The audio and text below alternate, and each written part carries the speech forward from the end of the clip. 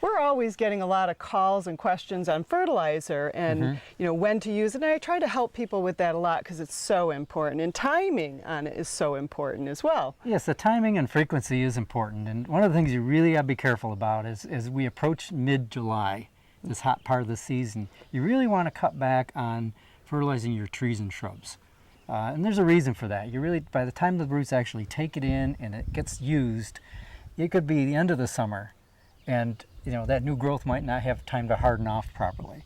So stop doing your fertilizing on the shrubs and trees by, say, mid-July at the latest. Okay, so we're right at that peak point of if you're going to do it, do it. Right at the cusp, yes. Okay. But with containers, they're a different story. It's a different story. So why don't you talk about a fertilizer you like to use on oh yeah, well, annuals, they have to be fed all the time to really perform and look good. They have so much work to do throughout the entire season, and that's when you want to enjoy them the most. But I do like the Jack's Classic, it's Jack Peters fertilizer, but I use the Triple 20 and the Bloom Booster. And if you put them together, they call it the Dynamic Duo, but you should be doing it every week. You should be fertilizing all your annuals, containers. I do them in the ground as well, and they have a great petunia feed as well.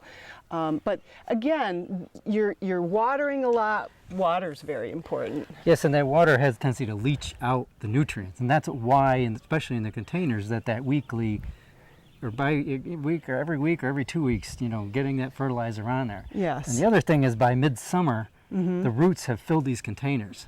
And there's a lot of root system feeding on that little bit. Yes. And you know, especially hanging baskets. Yeah, I mean, right? And they're very containers limited. like this, I guarantee you, I pull that out, it's all full of roots. So they really use a lot of fertilizer. So helping the plants and feeding them, you'll get the most out of them, and they'll love you for it and perform well. And get out there and plant something. You've got the whole summer to do it. It's still not too late to put those containers in. That's right. Thanks for joining us. I'm Casey Krause. And I'm Jim Hotang, the Home Gardeners from Hillside Garden Center.